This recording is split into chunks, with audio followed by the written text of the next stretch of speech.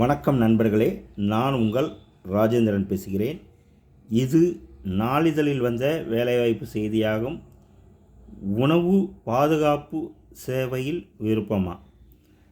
தமிழ்நாடு உணவு பாதுகாப்பு சேவையில் 14 பணியிடங்களை நிரப்ப தமிழ்நாடு மருத்துவ பணியாளர் தேர்வு வாரியம் அறிவித்துள்ளது.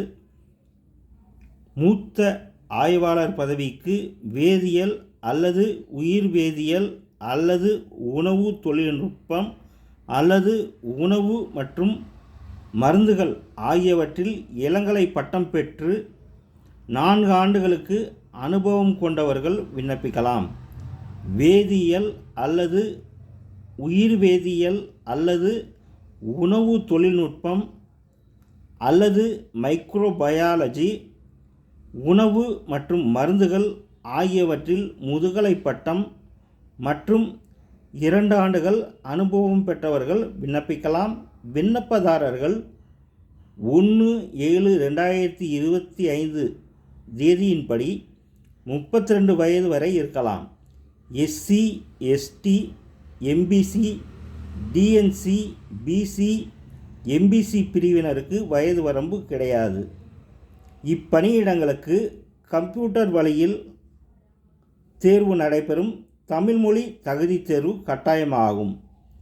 தேர்வில் தேர்ச்சி பெறுபவர்களுக்கு சான்றிதழ் சரிபார்ப்பிற்கு பின் பணி நியமனம் வழங்கப்படும். நேர்காணல் கிடையாது. விண்ணப்பிக்க விரும்புகிறவர்கள் https://mrb.tn.gov.in என்ற இணையதளத்தில் ரூபாய் 1000 செலுத்தி விண்ணப்பிக்க வேண்டும்.